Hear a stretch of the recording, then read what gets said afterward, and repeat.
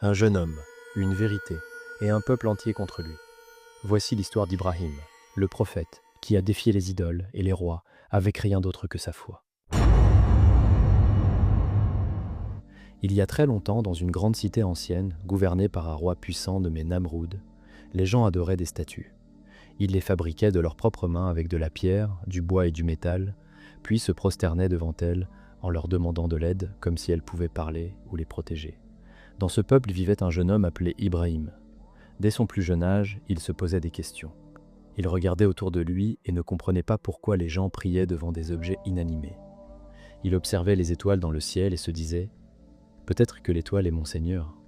Mais quand l'étoile disparaissait, il disait « Non, cela ne peut pas être Dieu, car Dieu ne disparaît jamais ». Puis il vit la lune, puis le soleil, mais tous disparaissaient à leur tour.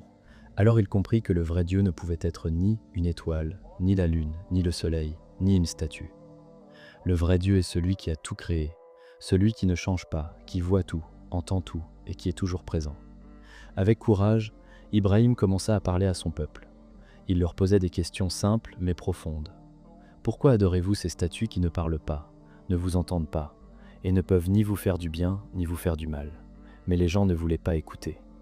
Les prêtres des temples, eux, étaient en colère. Ils disaient « Ce jeune homme est en train de troubler nos traditions et de se moquer de nos dieux. » Malgré cela, Ibrahim ne se taisait pas. Il continuait à dire que Dieu est unique, qu'il n'a pas besoin d'intermédiaire et qu'il est le seul digne d'être adoré. Un jour, une grande fête se prépara. Tous les habitants quittèrent la ville pour aller célébrer dans la nature avec musique, nourriture et danse. Ibrahim resta derrière. Il profita de l'absence du peuple pour aller dans le grand temple où étaient rassemblées toutes les statues. Là, il prit une grande hache, s'approcha des idoles une à une et les brisa toutes, sauf la plus grande. À celle-ci, il accrocha la hache autour du cou, puis il quitta calmement le temple, comme si rien ne s'était passé. Lorsque les gens revinrent et virent le temple rempli de statues brisées, ils furent choqués. Ils crièrent, ils pleurèrent, et ils demandèrent qui avait fait cela. Puis, quelqu'un leur dit « Il y a un jeune homme qui critique toujours nos dieux. Il s'appelle Ibrahim. Peut-être c'est lui. » On l'amena devant le roi. Les prêtres lui dirent « Est-ce toi qui as fait cela à nos dieux ?» Ibrahim répondit « Pourquoi ne demandez-vous pas à la grande statue? Elle a une hache, peut-être qu'elle vous répondra. » Les prêtres restèrent muets. Ils savaient que la statue ne pouvait ni parler ni agir. Ils étaient humiliés. Le peuple aussi commençait à réfléchir. Mais au lieu de reconnaître la vérité, les chefs décidèrent de punir Ibrahim. Ils crièrent « Brûlez-le! Faites une grande fournaise, jetez-le dedans et que tout le peuple voie ce qu'il arrive à celui qui insulte nos dieux. » Alors ils préparèrent un feu gigantesque, tellement grand et chaud qu'on ne pouvait pas s'en approcher. On construisit une catapulte pour jeter Ibrahim dedans à distance. On l'attacha solidement. Mais Ibrahim, lui, ne bougeait pas. Il ne criait pas. Il ne se plaignait pas. Il faisait confiance à Allah.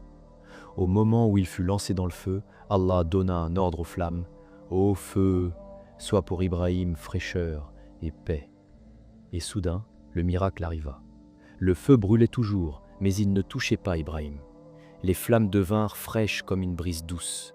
Les cordes qui l'attachaient se consumèrent. Mais lui, son corps, ses cheveux, ses vêtements, rien ne fut touché. Ibrahim était là, au milieu du feu, mais en sécurité, protégé par Allah. Le peuple regardait sans comprendre. Le feu était là, énorme, mais le jeune homme était vivant, calme, et il ne criait pas. C'était un signe clair de Allah. Mais les cœurs des chefs étaient remplis d'orgueil. Ils refusèrent de croire. Puis le roi Namroud, irrité, fit venir Ibrahim devant lui.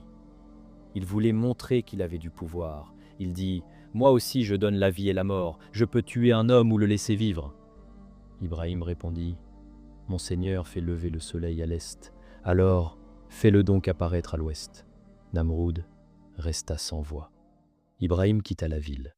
Il avait montré la vérité à son peuple, mais seul Allah guide les cœurs.